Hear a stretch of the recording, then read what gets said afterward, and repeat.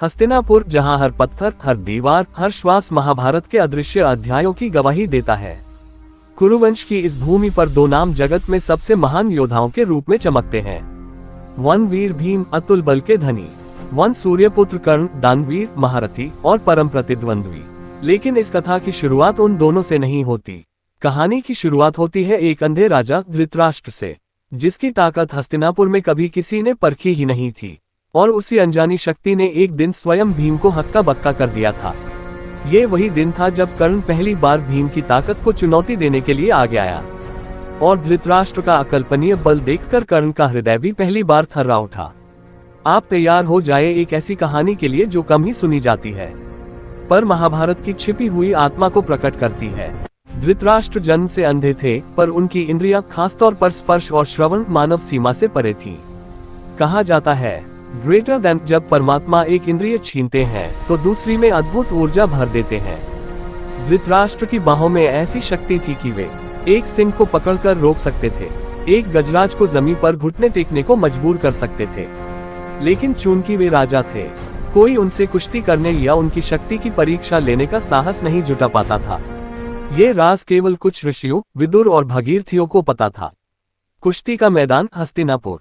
कौरवों और पांडवों के बीच युद्ध तो अभी दूर था, लेकिन प्रतिद्वंद्विता पहले ही जन्म ले चुकी थी। भीम रोज दुर्योधन को पटक पटक कर हराता। दुर्योधन मन ही मन भीम से जलता और सोचता, काश मेरे पिता राजा धृतराष्ट्र की शक्ति सबके सामने आती, ताकि सभी पांडव समझते कि हम कौरव कमजोर नहीं। एक दिन बात बढ़ गई। भीम ने दुर्योधन को जोर से पटक दिया और हंसकर कहा, ग्रेटर देन दुर्योधन, तेरी हड्डियां तो लगता है काठ की भी नहीं। क्या तू कौरवों में सबसे बलवान है भी? दुर्योधन अपमान से तिलमिला उठा। उसी क्षण सूर्यपुत्र कर्ण मैदान में आया। कर्ण ने भीम को रोकते हुए कहा, ग्रेटर देन भीम, वीरता दूसरों को नीचा दिखाकर नहीं, अपनी शक्ति से ऊपर उठकर सिद्ध होती है। भीम हंसे। ग्रेटर देन कर्ण, आज तू भी आ गया मेरी शक्ति देखने। आजा, एक दांव तुझसे भी आजमा लेता हूँ। कर्ण तनकर बोला, ग्रेटर देन, मुझसे क्यों न बड़े योद्धा राजा धृतराष्ट्र से कुश्ती की जाए। ये सुनकर पूरा मैदान सन। भीम चौंक पड़े। धृतराष्ट्र, एक अंधे राजा से कुश्ती? कर्ण मुस्कुराया। उसकी मुस्कान में चुनौती भी थी और चतुराई भी। ग्रेटर देन, तुम दावा करते हो कि तुम सबसे बलवान हो, तो क्या एक अंधे राजा से डरते हो? भीम का रक्त खौल उठा।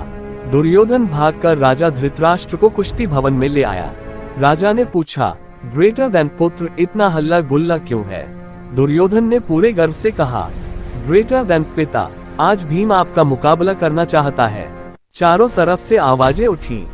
धृतराष्ट्र बनाम भीम, यह असंभव है। एक अंधे राजा को लड़ाना अनुचित है। लेकिन दुर्योधन और कर्ण बहुत चाहते थे कि भीम को उसकी सीमा पता चले। धृतराष्ट्र ने मुस्कुराते हुए कहा, ग्रेटर देन, यदि भीम स्वयं तैयार है तो मैं भी उसकी शक्ति का अनुभव करना चाहता हूँ। भीम आगे बढ़ा, गर्व, शक्ति और चुनौती की भावना लिए हुए। धृतराष्ट्र ने अपनी बाहें आगे बढ़ाई। भीम ने राजा के हाथ पकड़े और हल्का सा जोर लगाया। बस इतना करते ही भीम का चेहरा बदल गया। राजा की बाहें लोहे की तरह सख्त और पर्वत की तरह अडिग थीं। भीम ने और जोर लगाया। धृतराष्ट्र शांत मुस्कान लिए खड़े रहे। भीम ने पूरा बल लगाया। सारा शरीर कांपने लगा। उसकी सांसें तेज हो गईं, लेकिन धृतराष्ट्र की पकड़ 1 इंच भी नहीं हिली। कर्ण, दुर्योधन और 100 कौरव आश्चर्य से भर गए। विदुर धीरे से बोले, ग्रेटर देन भीम, संभल कर।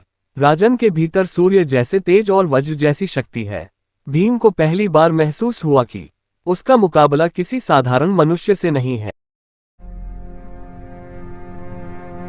उस दिन भीम ने पहली बार किसी से डर नहीं, पर सम्मान महसूस किया। उस दिन कर्ण ने पहली बार समझ लिया कि अगर एक अंधे राजा में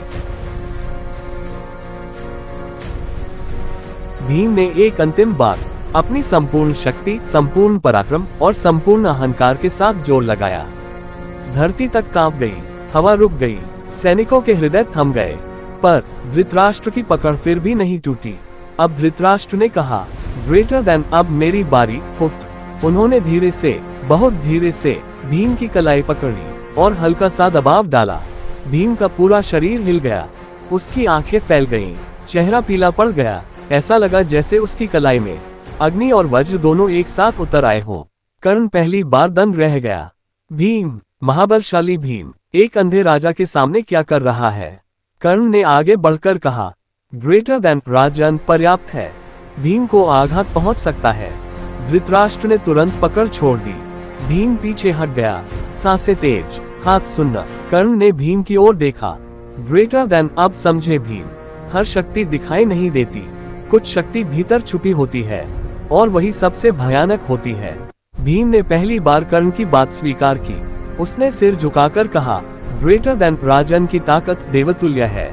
कर्ण मुस्कुराया। उस दिन उसने भीम की अहंकार की जड़ काट दी थी। धृतराष्ट्र को गुरु कृपाचार्य ने बचपन में ही सिखाया था कि जब कोई इंद्रिय खो जाती है तो मनुष्य के भीतर अतिरिक्त प्राणशक्ति जमा होती है।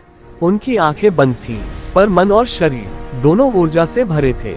शास्त्रों में भी लिखा है, ग्रेटर देन अंधत्व ने धृतराष्ट्र की दृष्टि छीनी, पर बल, श्रवण, स्पर्श और ध्यान उन्हें वरदान रूप में मिला। उनकी बाजुओं की शक्ति 10 पुरुषों के बराबर मानी जाती थी, पर धृतराष्ट्र ने ये शक्ति कभी युद्ध में उपयोग नहीं की, क्योंकि ग्रेटर देन धर्मराज्य का आधार शक्ति नहीं, संयम होता है। धृतराष्ट्र और भीम की कुश्ती के बाद भविष्य की लड़ाई का बीज बोया जा चुका था। कर्ण जानता था भीम बलवान है, पर उसका सबसे बड़ा हथियार अहंकार है। इसलिए कर्ण ने उसी दिन भीम के सामने एक सनक उठाई। ग्रेटर देन, एक दिन युद्ध भूमि में मैं तुम्हें वही एहसास दिलाऊंगा जो आज तुम्हें तुम्हारे राजा ने दिलाया है। भीम ने दांत भींच कर कहा, ग्रेटर देन कर्ण, उस दिन मैं शांत नहीं रहूंगा। कर्ण बोला, ग्रेटर देन, और मैं भी, क्योंकि उस दिन मैं सूर्यपुत्र की संतान नहीं, एक योद्धा के रूप में खड़ा रहूंगा।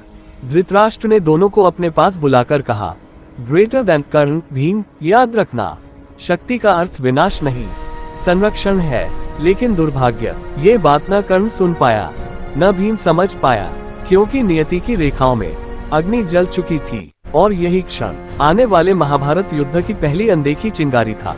उस दिन भीम ने पहली बार किसी से डर नहीं, पर सम्मान महसूस किया।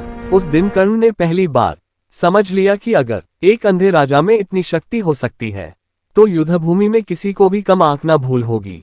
और उस दिन धृतराष्ट्र ने महसूस किया कि दोनों पक्ष, पांडव और कौरव, युद्ध की ओर बढ़ते जा रहे हैं। दुर्भाग्य ये कि कोई भी इस युद्ध को रोक न सका।